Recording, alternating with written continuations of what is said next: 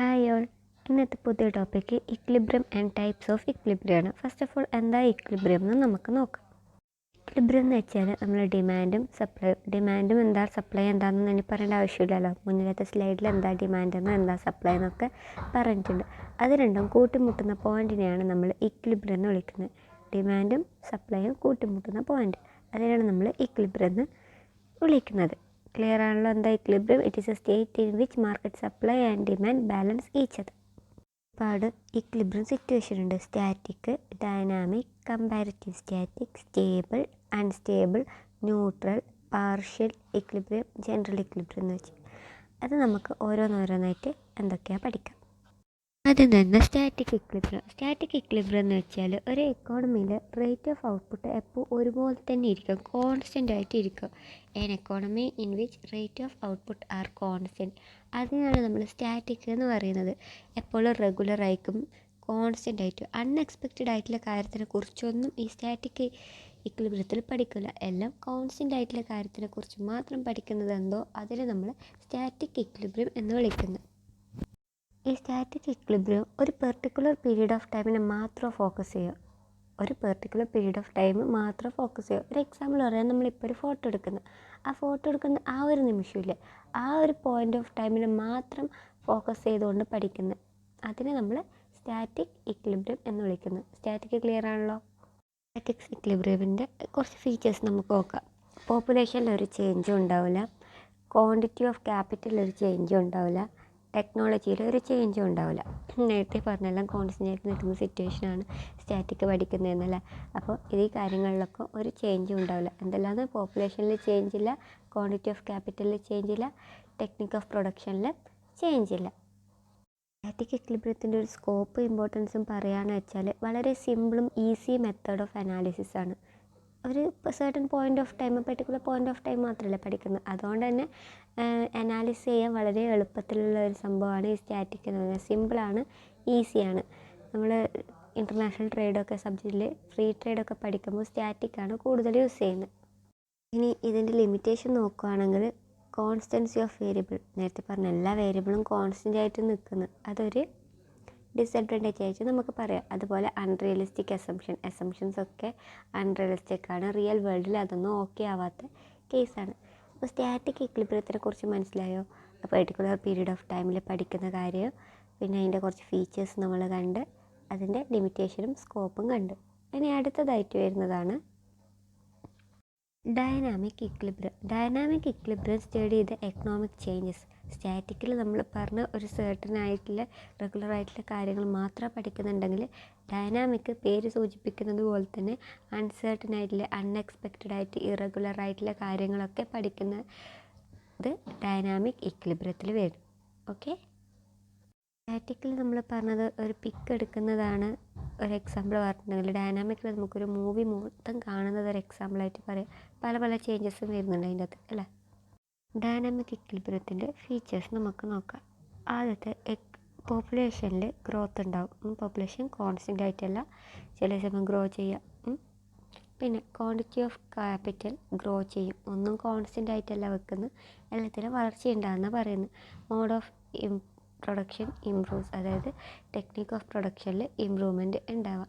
ഇതൊക്കെയാണ് features of dynamic എക്കണോമിക്സിൽ പറയുന്നത്. സ്റ്റാറ്റിയിൽ പറഞ്ഞതിൻ്റെ നേരെ ഓപ്പോസിറ്റ് കാര്യങ്ങൾ. അപ്പോൾ ഇതിന് കുറച്ച് ലിമിറ്റേഷൻസും കൂടി ഉണ്ടാവും. ആദ്യത്തെ ലിമിറ്റേഷൻ പറയുന്നത് കോംപ്ലക്സ് അപ്രോച്ചാണ്. എല്ലാം ചേഞ്ചിങ് ആകുമ്പോൾ അത് നമുക്ക് അനലൈസ് ചെയ്യാൻ വളരെ ബുദ്ധിമുട്ടാണ്.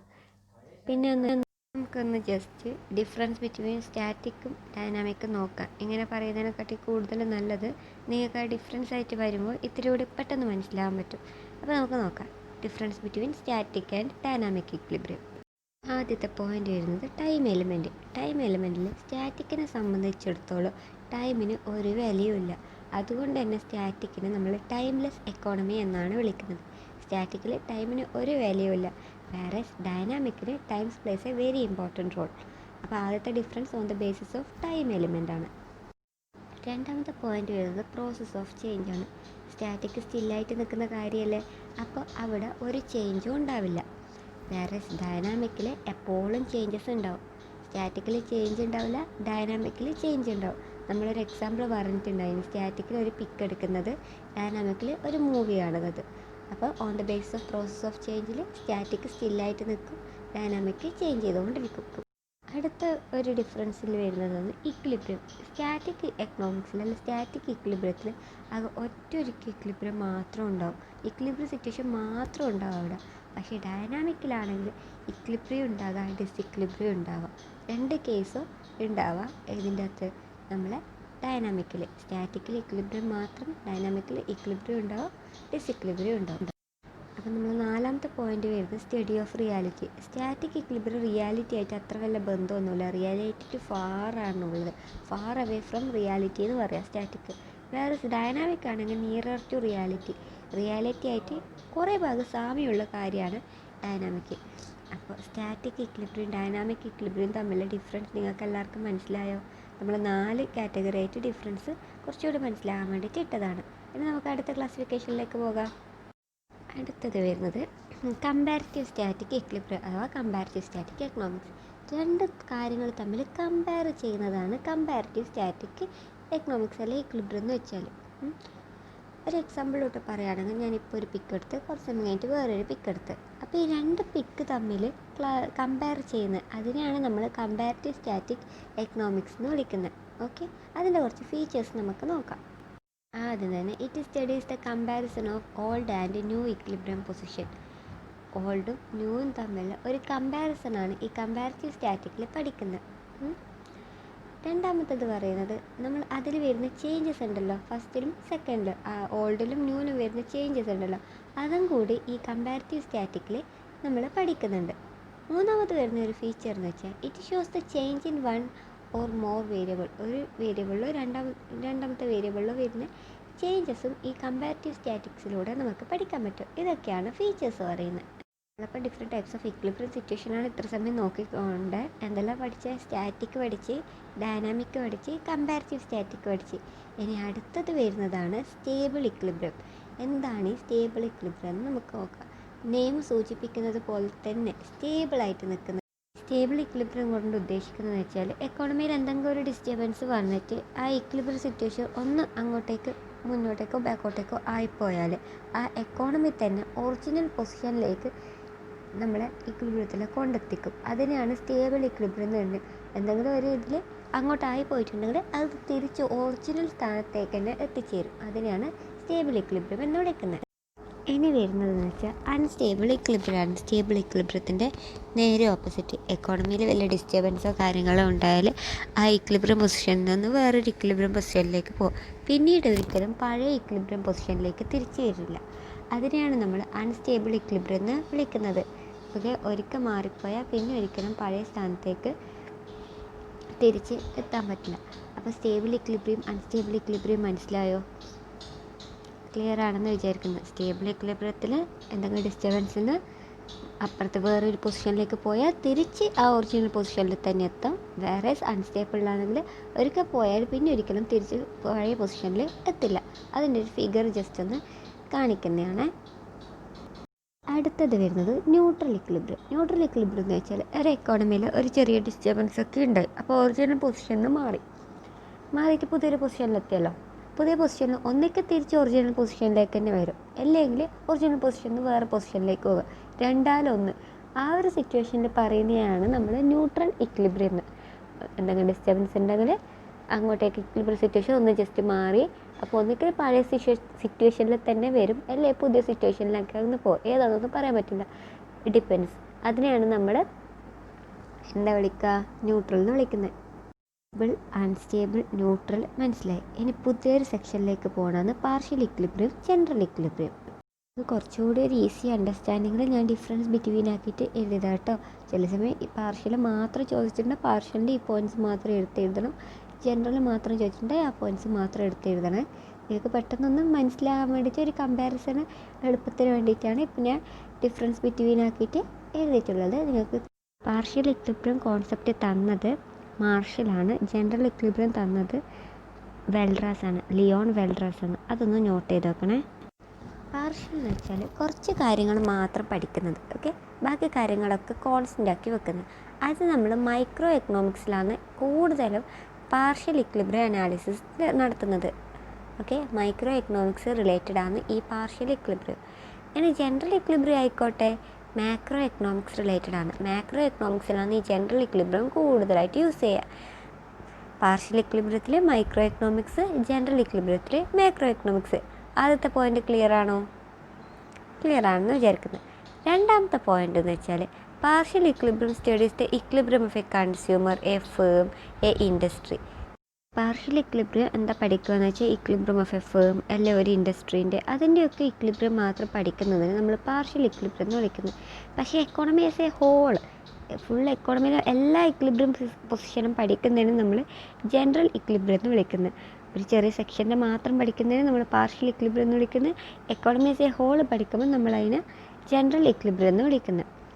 പാർഷ്യൽ ഇക്വിലിബ്രിയത്തിന് it deals with 1 or 2 variable at a time. ഒന്നോ രണ്ടോ വേരിയബിൾ, ഒരു സമയത്ത് ഒന്നോ രണ്ടോ വേരിയബിൾ മാത്രം പഠിക്കുന്നതാണ് പാർഷ്യൽ ഇക്വിലിബ്രിയം. വേറെ ജനറൽ ഇക്വിലിബ്രിയം എന്ന് വെച്ചാൽ സൈമൾട്ടേനിയസ് ആയിട്ട് ഒരേ സമയത്ത് കുറേ കാര്യങ്ങൾ പഠിക്കുന്നതാണ് ജനറൽ ഇക്വിലിബ്രിയം. ഒരു സമയത്ത് ഒന്നോ രണ്ടോ വേരിയബിൾ മാത്രം പഠിക്കുന്ന പാർഷ്യൽ ഇക്വിലിബ്രിയം ഒരു സമയത്ത് കുറേ കാര്യങ്ങൾ സൈമൾട്ടേനിയസ് ആയിട്ട് പഠിക്കുന്നതിന് നമ്മൾ ജനറൽ ഇക്വിലിബ്രിയം എന്ന് വിളിക്കുന്നത്. പാർഷ്യൽ ഇക്വിലിബ്രിയത്തിനെ നമ്മൾ വേംസ് ഐ വ്യൂ എന്ന് വിളിക്കുന്നത്. എന്താ വിളിക്കുന്നത്? വേംസ് ഐ വ്യൂ എന്ന് വിളിക്കുന്നത്. ജനറൽ ഇക്വിലിബ്രിയത്തിനെ നമ്മൾ വേർഡ്സ് ഐ വ്യൂ എന്ന് വിളിക്കുന്നത്. പാർഷ്യലിനെ വേംസ് ഐ വ്യൂ എന്ന് വിളിക്കുന്നത്, ജനറലിനെ വേർഡ്സ് ഐ വ്യൂ എന്ന് വിളിക്കുന്നത്. അപ്പോൾ ഒന്നും കൂടി പറയാം, general equilibrium related to micro economics ആണ്. അത് ഇക്വിലിബ്രിയം ഓഫ് എ കൺസ്യൂമർ അല്ലെങ്കിൽ ഇക്വിലിബ്രിയം ഓഫ് എ ഇൻഡസ്ട്രി അങ്ങനത്തെ കുറച്ച് കാര്യങ്ങൾ മാത്രം പഠിക്കുന്നത്. ഡീൽസ് വിത്ത് 1 or 2 വേരിയബിൾ ആണ്. അതുകൊണ്ട് തന്നെ ഇത് ഇത്തിരി സിമ്പിളും കൂടിയാണ്. പിന്നെ വേംസ് ഐ വ്യൂ ജനറലാണെങ്കിൽ മാക്രോ ആണ്. എക്കോണമി ആസ് എ ഹോളിൻ്റെ ഇക്വിലിബ്രിയം പഠിക്കുന്നുണ്ട്. സൈമൾട്ടേനിയസ് ആയിട്ട് കുറേ വേരിയബിൾ ഒന്നിച്ച് ചെയ്യുന്നുണ്ട്. ഇതിന് നമ്മൾ ബേർഡ്സ് ഐ വ്യൂ എന്ന് വിളിക്കുന്നത്. ഇനി അടുത്ത നോക്കാം. ഒരു മാർക്കറ്റ് എപ്പോഴാണ് ഇക്വിലിബ്രിയത്തിലായി എന്ന് പറയുക? അതിൻ്റെ ഡിമാൻഡും സപ്ലൈയും ഒന്നിച്ച് കൂട്ടിമുട്ടുമ്പോൾ, അല്ലെ demand equal to quantity, demand equal to quantity supply ആയിരിക്കുന്ന സമയത്താണ് നമ്മളെന്താ പറയുക? അത് ഇക്വിലിബ്രിയം ആണെന്ന് പറയാം. അതേപോലെ ഇക്വിലിബ്രിയം പ്രൈസും ഉണ്ട്, ഇക്വിലിബ്രിയം ക്വാണ്ടിറ്റിയും ഉണ്ട്.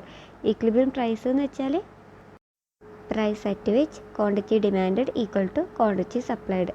അതിന് നമ്മൾ ഇക്വിലിബ്രിയം പ്രൈസ് എന്ന് വിളിക്കുന്നത്. അല്ല, ഇക്വിലിബ്രിയം ക്വാണ്ടിറ്റി എന്ന് വെച്ചാൽ the quantity in which demand equal to supply ആവുന്നതിന് ഇക്വിലിബ്രിയം ക്വാണ്ടിറ്റി എന്ന് വിളിക്കുന്നത്. അപ്പോൾ മാർക്കറ്റ് ഇക്വിലിബ്രിയം ക്ലിയർ ആണല്ലോ. ഡിമാൻഡും സപ്ലൈയും ഈക്വൽ ആയിരിക്കുന്ന സിറ്റുവേഷനെ നമ്മൾ മാർക്കറ്റ് ഇക്വിലിബ്രിയം എന്ന് വിളിക്കുന്നത്. ആ റെഡ് ലൈൻ കാണിക്കുന്ന ഡിമാൻഡ് കർവാണ്, ബ്ലൂ ലൈൻ കാണിക്കുന്ന സപ്ലൈ കർവാണ്. അത് രണ്ടും കൂട്ടിമുട്ടുന്ന പോയിൻ്റാണ് ഇ, അല്ലേ? അപ്പോൾ ഡിമാൻഡ് ഈക്വൽ ടു സപ്ലൈ ആകുന്ന പോയിൻറ്റിന് നമ്മൾ ഇക്വിലിബ്രിയം പോയിൻ്റ് എന്ന് വിളിക്കുന്നത്. ഈ ഫിഗറിൽ കാണിക്കുന്നത് അത് ഇയിലാണ്. അതിന് മേലെയുള്ള പോയിൻറ്റ്സ് ഒക്കെ സർപ്ലസ് ആണ്, താഴെയുള്ളത് എക്സസ് അതായത് ഷോർട്ടേജ് ആണ്. ഇക്വിലിബ്രിയത്തിൻ്റെ മേലെ വരുന്നത് സർപ്ലസ്, താഴെ വരുന്നത് ഷോർട്ടേജ്. അങ്ങനെ വെച്ചിട്ടും പഠിക്കാം നമുക്ക്. സർപ്ലസ് എന്ന് വെച്ചാൽ എക്സസ് സപ്ലൈ ആണ് ഉദ്ദേശിക്കുന്നത്. ഇക്വിലിബ്രിയത്തിന് മേലെ വരുന്നതാണ് സർപ്ലസ്, എക്സസ് സപ്ലൈ. ഇക്വിലിബ്രിയത്തിൻ്റെ താഴെ വരുന്നത് എക്സസ് ഡിമാൻഡ് അതായത് ഷോർട്ടേജ്. നമുക്കൊരു എക്സാമ്പിൾ നോക്കാം. Let demand equal to 40 - 4p, supply is equal to 10 + 2p. ഇത് നിങ്ങൾ +2 പഠിച്ചിട്ടുള്ളതാണ്. അപ്പോൾ നമുക്ക് ഡിമാൻഡ് ഈക്വൽ ടു സപ്ലൈ ആണ് വേണ്ടത്. അപ്പോൾ D is equal to S ആക്കണമെങ്കിൽ ഡി എത്രയാണ്? 40 - 4p ഈക്വൽ ടു എസ് എത്രയാണ്? 10 + 2p. ഒരേപോലെയുള്ള നമ്പേഴ്സ് നമുക്ക് ഒപ്പരെടുക്കാം, അല്ല? അപ്പോൾ 40 മൈനസ് +10 ആണെന്നുള്ളത് ഇപ്പുറത്തേക്ക് വരുമ്പോൾ -10 ആവും. ഈക്വൽ ടു 2p - 4p എന്നുള്ള അപ്പുറത്തേക്ക് പോകുമ്പോൾ +4p ആവും. 40 10 കുറച്ചാൽ എത്രയാണ്? 30. പിന്നെ 2p + 4p എത്രയാണ്? 6p. അപ്പോൾ p ഈസ് ഈക്വൽ ടു 30 / 6 എത്രയാണ്? 5. ഇതൊന്ന് ചെയ്ത് നോക്കണേ. അപ്പോൾ 5 ആണ് ആൻസർ. പ്രൈസ് ഈക്വൽ ടു 5 നമുക്ക് കിട്ടി. ഇനി ഡിമാൻഡ് എത്രയാണെന്ന് നമുക്ക് നോക്കാം. ഡിമാൻഡ് എത്ര തന്നിട്ടില്ലേ? 40 - 4p. അപ്പോൾ 40 - 4 ഇൻറ്റു p നമുക്ക് കിട്ടി എത്രയാണ്? 5. 40 - 4 ഇൻറ്റു 5 40 - 20 20 നമുക്ക് ആൻസർ കിട്ടും. അതേപോലെ സപ്ലൈ നോക്കുക. എന്നാൽ 10 + 2p, 10 + 2 ഇൻറ്റു 5 എത്രയാണ്? 2 ഇൻറ്റു 5 10, 10 + 10 20. അപ്പോൾ ഡിമാൻഡ് ഈക്വൽ ടു സപ്ലൈ നമുക്ക് കിട്ടി. ഇനി മാർക്കറ്റ് ഇക്വിലിബ്രിയത്തിൽ നമ്മൾ ഡിമാൻഡ് ഈക്വൽ ടു സപ്ലൈ അല്ലേ പറഞ്ഞത്. ഇനിയിപ്പോൾ ഡിമാൻഡ് ഇൻക്രീസ് ചെയ്യുമ്പോൾ എന്ന സിറ്റുവേഷൻ വരികയെന്ന് വെച്ചാൽ ഡിമാൻഡ് അങ്ങ് D1 D2 അങ്ങ് പോകും. അപ്പോൾ ഇക്വിലിബ്രിയം ഒന്ന് ചെറുതായിട്ട് മാറും. അതാണ് ഈ ന്യൂ ഇക്വിലിബ്രിയം വരുന്ന സിറ്റുവേഷൻ. വലിയ ഇമ്പോർട്ടൻ്റ് ഒന്നുമല്ല, ജസ്റ്റ് ഒന്ന് അറിഞ്ഞിരിക്കാൻ വേണ്ടിയിട്ട് തന്നതെന്ന് മാത്രം. അഥവാ ഇത് എസ് എ ചോദിച്ചിട്ടുണ്ട് ഇതൊക്കെ എഴുതേണ്ടി വരും. ഇനി അടുത്തത് ഇൻക്രീസ് ഇൻ സപ്ലൈ ഇൻക്രീസ് ചെയ്താലും S1 S2 പോകും. പഴയ ഇക്വിലിബ്രിയം സിറ്റുവേഷനിൽ നിന്ന് പുതിയൊരു ഇക്വിലിബ്രിയം സിറ്റുവേഷനിൽ വരും. ഇതേപോലെ തന്നെ ഡിക്രീസ് ഇൻ ഡിമാൻഡ് ഉണ്ടാവും, ഡിക്രീസ് ഇൻ സപ്ലൈ ഉണ്ടാവും. ജസ്റ്റ് ഒന്ന് കാണിച്ചിരുന്നെന്ന് മാത്രം കേട്ടോ. ഇതൊക്കെയാണ് സിറ്റുവേഷൻ. ഇൻക്രീസ് ചെയ്യുമ്പം ഡിക്രീസ് ചെയ്യുമ്പം ഉള്ള സിറ്റുവേഷൻ. അങ്ങനെ 4 സിറ്റുവേഷൻ നമുക്കുണ്ടാവും. സൈമൾട്ടേനിയസ് ആയിട്ട് എല്ലാം കൂടി ഇൻക്രീസും ഡിക്രീസും ആകുമ്പോഴുള്ള സിറ്റുവേഷനാണ് ഇത്. ഞാൻ ജസ്റ്റ് നിങ്ങൾക്കൊന്ന് കാണിച്ചു തന്നുള്ളൂ, സിലബസ് പറയുന്നില്ല, ജസ്റ്റ് ഒരു റഫ് അണ്ടർസ്റ്റാൻഡിങ്ങിന്. അടുത്ത പ്രധാനപ്പെട്ട ഒരു ടോപ്പിക്കാണ് പ്രൈസ് സീലിങ്ങും പ്രൈസ് ഫ്ലോറും. പ്രൈസ് സീലിംഗ് എന്ന് വെച്ചാൽ കച്ചവടക്കാർ ഒരുപാട് വലിയൊരു പ്രൈസൊക്കെ നിശ്ചയിക്കുമ്പോൾ ഗവൺമെൻറ് വന്നിട്ട് ഒരു മാക്സിമം പ്രൈസ് ഇത്രയോ പാടുള്ളൂ പറയും. അതിനെയാണ് പ്രൈസ് സീൽ ചെയ്യുന്നത്. ഗവൺമെൻറ് കണ്ടിട്ട് മാക്സിമം പ്രൈസ് അങ്ങ് ഫിക്സ് ചെയ്യും, ഇതിന് മേലെ നിങ്ങൾക്ക് വിൽക്കാൻ പറ്റില്ല. ഓക്കെ, അതിനെയാണ് പ്രൈസ് സീലിംഗ് എന്ന് പറയുന്നത്. പ്രൈസ് ഫ്ലോർ എന്ന് വെച്ചാൽ ഗവൺമെൻറ് ഒരു മിനിമം പ്രൈസ് അങ്ങ് നിശ്ചയിക്കും. ഈ പ്രൈസിന് താഴെ നിങ്ങൾക്ക് വിൽക്കാൻ പാടില്ല എന്നങ്ങ് പറയും. അതിനാണ് പ്രൈസ് സീലിങ്ങും പ്രൈസ് ഫ്ലോർ എന്ന് വിളിക്കുന്നത്. അപ്പോൾ പ്രൈസ് സീലിംഗ് എന്നാണ് maximum price that can be charged for a good. ഏറ്റവും മാക്സിമം പ്രൈസ്. ഒരു എക്സാമ്പിൾ വെച്ചാൽ റെൻ്റൊക്കെ കൺട്രോൾ ചെയ്യാൻ വേണ്ടിയിട്ടാണ് ഈ സീലിംഗ് പ്രൈസ് വെക്കുന്നത്. അതിൻ്റെ ഫിഗർ കാണിക്കുന്നത് ഫസ്റ്റ് ഡയഗ്രാമാണ്. അതിൻ്റെ ഫിഗർ കാണിക്കുന്നത് പ്രൈസ് സീലിംഗ് എപ്പോഴും താഴെ ഉണ്ടാവുക. ആ ഫിഗർ കാണിക്കില്ല, ഷോർട്ടേജ് എന്ന് എഴുതിയ സ്ഥലം, ആ റെഡ് ലൈന്, അതാണ് പ്രൈസ് സീലിംഗ് കാണിക്കുന്നത്. അപ്പോൾ എക്സാമിന് വന്ന ഫിഗറും കൂടി വരക്കണം കേട്ടോ. സീലിംഗ് താഴത്താ ഉണ്ടാവുക, അത് ഷോർട്ടേജ്. ആ സ്ഥലത്താണ് സീലിംഗ് ഉണ്ടാവുക. പ്രൈസ് സീലിംഗ് ക്ലിയർ ആണല്ലോ, മാക്സിമം പ്രൈസ്. ഇനി പ്രൈസ് ഫ്ലോർ എന്ന് വെച്ചാൽ മിനിമം പ്രൈസ്. എന്താ price floor? Minimum price that is charged for a goods or services. Example പറയുകയാണെങ്കിൽ മിനിമം വേജ്, ഒരു പേഴ്സണിന് ഇത്ര മിനിമം വേജ് കൊടുക്കണമെന്ന് ഗവൺമെൻറ് നിശ്ചയിച്ചതാണ്. അപ്പോൾ അതിനെയാണ് നമ്മൾ പ്രൈസ് ഫ്ലോർ എന്ന് വിളിക്കുന്നത്. പ്രൈസ് ഫ്ലോർ ഈ ഫിഗറിൽ സെക്കൻഡ് ഫിഗറാണ് കാണിക്കുന്നത്. എക്സ് ആക്സിസിൽ ക്വാണ്ടിറ്റി, വൈ ആക്സിസിൽ പ്രൈസ്, ആ മേലെ ഉള്ള ആ റെഡ് ലൈൻ ഉണ്ടോ എക്സസ് സപ്ലൈ എന്നുള്ള, അതാണ് പ്രൈസ് ഫ്ലോറിനെ കൊണ്ട് സൂചിപ്പിക്കുന്നത്. അപ്പോൾ പ്രൈസ് സീലിങ്ങും പ്രൈസ് ഫ്ലോറും ക്ലിയർ ആണെന്ന് വിചാരിക്കുന്നത്. ക്ലിയർ ആണല്ലോ. പ്രൈസ് സീലിംഗ് എന്ന് വെച്ചാൽ മാക്സിമം പ്രൈസ്, പ്രൈസ് ഫ്ലോർ എന്ന് വെച്ചാൽ മിനിമം പ്രൈസ്. ഇനി നമുക്ക് ഇതിൻ്റെ ഒരു ഡിഫറൻസ് ബിറ്റ്വീൻ പ്രൈസ് സീലിങ്ങും പ്രൈസ് ഫ്ലോറും കാണാം. അപ്പോൾ price ceiling maximum price, price floor minimum price. The difference on the basis of price ആണ്. സീലിംഗ് പ്രൈസ് ബിലോ ഇക്വിലിബ്രിയം ആണ് സെറ്റ് ചെയ്തിട്ടുള്ളത്, ഫ്ലോർ പ്രൈസ് എബവ് ഇക്വിലിബ്രിയം ആണ് സെറ്റ് ചെയ്തിട്ടുള്ളത്. അപ്പം ഇതിന് ഗ്രാഫും കൂടി ഒന്ന് ഓർത്ത് വെച്ച് എക്സാമിന് വെച്ചാൽ ഗ്രാഫും കൂടി വരക്കേണ്ടതാണ്. അടുത്ത പോയിന്റ് ഓഫ് ഡിഫറൻസ് വരുന്നത് മാർക്കറ്റ് സിറ്റുവേഷൻ. പ്രൈസ് സീലിംഗ് വരുന്നത് ഷോർട്ടേജിലാണ്, പ്രൈസ് ഫ്ലോർ വരുന്നത് സർപ്ലസിലാണ്. ഇനി നമുക്ക് പ്രൈസ് സീലിങ്ങിൻ്റെ അഡ്വാൻറ്റേജ് എന്തൊക്കെയാണെന്ന് നോക്കാം. ഫസ്റ്റ് ഓഫ് ഓൾ പ്രൈസ് സീലിങ്ങിൻ്റെ അഡ്വാൻറ്റേജ് പറയുകയാണെങ്കിൽ consumer could purchase goods and services at lower cost. Price ceiling ആയ ലോവർ പ്രൈസിൽ സാധനം കിട്ടി. അതുപോലെ തന്നെ ഇൻഫ്ലേഷൻ ഉണ്ടാവാണ്ടിരിക്കാൻ ഇത് പ്രൈസ് സീലിംഗ് നിയന്ത്രിക്കുന്നു. ഇനി നമുക്ക് പ്രൈസ് ഫ്ലോറിൻ്റെ അഡ്വാൻറ്റേജ് ഇതൊക്കെ എന്തൊക്കെയാണെന്ന് നോക്കിയാൽ, higher wage rate help the unskilled labour to get higher and stable income. അത്ര സ്കില്ലായിട്ടുള്ള ലേബർക്ക് പോലും നല്ല ഹൈ ഇൻകത്തിൽ, ഹൈ വേജത്തിൽ വർക്ക് ചെയ്യാൻ സാധിക്കുന്നത്. പിന്നെ protect producer income especially in the farmer. ഒരു ഫ്ലോർ വെച്ചിട്ടുണ്ടല്ലോ, ഇതിൽ കുറക്കാൻ പാടില്ലെന്ന്. അപ്പോൾ ഫാമേഴ്സിനൊക്കെ നന്നായി ഇത് ഹെൽപ്പ് ചെയ്യും. അതായത് ഇപ്പോൾ തക്കാളിക്കൊക്കെ വില 5 രൂപയ്ക്ക് താഴെ വിൽക്കാൻ പാടില്ലെന്ന്. ബൾക്കായിട്ട് കിട്ടുമ്പോൾ അതിന് വളരെ വില കുറവായിരിക്കും. അപ്പോൾ 1 കിലോയിൽ 5 എങ്കിലും കൊടുക്കണം എന്ന് പറഞ്ഞിട്ട് ഒരു നിയമമുണ്ട്. അതിനെയാണ് നമ്മൾ പ്രൈസ് ഫ്ലോർ എന്ന് വിളിക്കുന്നത്. മിനിമം പ്രൈസ് അങ്ങനെ എന്തായാലും ഒരു സാധനത്തിൽ കിട്ടിയിരിക്കണം. അല്ലെങ്കിൽ വലിയ കൃഷി ചെയ്തിട്ട് കാര്യമുണ്ടോ? ഇല്ലല്ലോ. ഇനി നമുക്ക് ഡിസഡ്വാൻറ്റേജ് നോക്കാം. ഫസ്റ്റ് ഓഫ് ഓൾ പ്രൈസ് സീലിങ്ങിന് ഡിസഡ്വാൻറ്റേജ് ആണെങ്കിൽ അതിൽ ബ്ലാക്ക് മാർക്കറ്റ് ഉണ്ടാവാൻ നല്ല സാധ്യതയുണ്ട്. പിന്നെയോ ക്വാളിറ്റി അവരങ്ങനെ പ്രൊഡ്യൂസർ എന്ത് ചെയ്യുന്ന ക്വാളിറ്റി അങ്ങ് കുറച്ചാളെ സീലിംഗ് പ്രൈസ് ഇട്ടല്ലോ, ഇതിന് 100 രൂപയിൽ മേലെ വിൽക്കാൻ പാടില്ല, എന്നാൽ ഇവർക്ക് അത്ര നല്ല ക്വാളിറ്റി സാധനം കൊടുക്കേണ്ടത് അങ്ങ് പ്രൊഡ്യൂസർ അങ്ങ് വിചാരിക്കും. അങ്ങനെ ക്വാളിറ്റി അങ്ങ് കുറക്കും. അതൊരു ഡിസഡ്വാൻറ്റേജ് ആണ്. അടുത്ത പോയിന്റ് വെച്ചാൽ producer tend to receive illegal payment from consumer. ലീഗലായിട്ട് പേയ്മെൻറ്റ്, അതായത് ഗവൺമെൻറ് നിശ്ചയിച്ചതാണല്ലോ 100 രൂപേൻ്റെ മേലെ വിൽക്കാൻ പാടില്ലെന്ന്. അപ്പോൾ ഇവർ ഉള്ളിലോട്ട് കളിക്കും. അങ്ങനെയാണ് ഇല്ലീഗലായിട്ട് പൈസ വാങ്ങിക്കും. അങ്ങനെ പൈസ ഉണ്ടാക്കും. ടാക്സ് ഒന്നും വെട്ടിച്ചിട്ടുള്ള പൈസ ഉണ്ടാക്കല്ലേ, അതാണ് ഇല്ലീഗലായിട്ടുള്ള പൈസ ഉണ്ടാക്കൽ. അപ്പോൾ ഇതൊക്കെയാണ് പ്രൈസ് സീലിംഗ് കൊണ്ടുണ്ടാകുന്ന ഡിസഡ്വാൻറ്റേജ്. എന്തൊക്കെയാണ് ബ്ലാക്ക് മാർക്കറ്റ്, പിന്നെ ലോവർ ക്വാളിറ്റി ഉണ്ടാവും, അതുപോലെ തന്നെ ഇല്ലീഗൽ പേയ്മെൻറ്റ് വാങ്ങിക്കും. ഇനി നമുക്ക് പ്രൈസ് ഫ്ലോർ കൊണ്ടുണ്ടാകുന്ന ഡിസഡ്വാൻറ്റേജ് എന്തൊക്കെയാണെന്ന് നോക്കാം. പ്രൈസ് ഫ്ലോർ കൊണ്ട് ഉണ്ടാകുന്നതെന്ന് വെച്ചാൽ കൺസ്യൂമർ ഇക്വിലിബ്രിയം പ്രൈസിനെക്കാട്ടും കൂടുതൽ പൈസ കൊടുക്കും. ഒരു നിശ്ചിത വില എന്തായാലും കൊടുക്കും. അത് മേ ബി ഇക്വിലിബ്രിയം പ്രൈസിനെക്കാട്ടി മേലെ ആയിരിക്കും. പിന്നെ വെച്ചാൽ സർപ്ലസ് ആണല്ലോ വരുന്നത്, മാർക്കറ്റ് കണ്ടീഷൻ പറഞ്ഞത് സർപ്ലസ് ആണല്ലോ. അതുകൊണ്ട് തന്നെ വേസ്റ്റേജ് ഓഫ് റിസോഴ്സസ് ഉണ്ടാകാൻ നല്ല സാധ്യതയുണ്ട്. വേസ്റ്റേജ് ഓഫ് റിസോഴ്സസ് ഉണ്ടാകുക അതൊരു ഡിസഡ്വാൻറ്റേജ് ആയിട്ടാണ് കണക്കാക്കുന്നത്. ഈ മിനിമം വേജ് റേറ്റിലിട്ടു അൺഎംപ്ലോയ്മെൻറ്റ് തൊഴിലില്ലായ്മയ്ക്ക് സാധ്യതയും കൂടി ഈ പ്രൈസ് ഫ്ലോറിൽ കാണിക്കുന്നുണ്ട്. അപ്പം ഞാൻ നിങ്ങൾക്ക് കുറച്ചും കൂടി ഈസി അണ്ടർസ്റ്റാൻഡിങ്ങിനാണ് ഡിഫറൻസ് ബിറ്റ്വീൻ എന്ന് പറഞ്ഞിട്ടത്. എക്സാമിന് പ്രൈസ് ഫ്ലോർ മാത്രം ചോദിച്ചിട്ടുണ്ടെങ്കിൽ ഈ അഡ്വാൻറ്റേജ് ഡിസഡ്വാൻറ്റേജ് മാർക്കറ്റ് കണ്ടീഷനും അതിൻ്റെ മീനിങ് ഒക്കെ പ്രൈസ് ഫ്ലോറിന് മാത്രം എഴുതുക. അതുപോലെ തന്നെ പ്രൈസ് സീലിംഗ്. ഇനിയിപ്പോൾ ഡിഫറൻസ് ബിറ്റ്വീനാണ് ചോദിച്ചിട്ടുണ്ടെങ്കിൽ ഇത് വെച്ച് നിങ്ങൾക്ക് അങ്ങനെ എഴുതാൻ പറ്റും. ഈ വീഡിയോ കാണിച്ച കാര്യങ്ങളൊക്കെ നിങ്ങൾക്ക് മനസ്സിലായെന്ന് വിചാരിക്കുന്നു. നമ്മൾ സ്റ്റാർട്ട് ചെയ്തത് എന്താ ഇക്വിലിബ്രിയത്തിൽ നിന്നാണ് അല്ലേ. എന്താ ഇക്വിലിബ്രിയം നോക്കി, പിന്നെ നമ്മൾ എന്താ സ്റ്റാറ്റിക് ഇക്വിലിബ്രിയം, ഡൈനാമിക് ഇക്വിലിബ്രിയം നോക്കി, അത് തമ്മിലുള്ള ഡിഫറൻസ് ബിറ്റ്വീൻ നോക്കി. അത് കഴിഞ്ഞിട്ട് നോക്കിയാൽ കമ്പാരിറ്റീവ് സ്റ്റാറ്റിക് ഇക്വിലിബ്രിയം എന്താണെന്ന് നോക്കി. അത് കഴിഞ്ഞിട്ട് സ്റ്റേബിൾ, അൺസ്റ്റേബിൾ, ന്യൂട്രൽ ഇക്വിലിബ്രിയം നോക്കി, അതൊരു സെക്ഷൻ. അത് കഴിഞ്ഞിട്ട് നമ്മൾ പാർഷ്യൽ ഇക്വിലിബ്രിയം, ജനറൽ ഇക്വിലിബ്രിയം നോക്കി.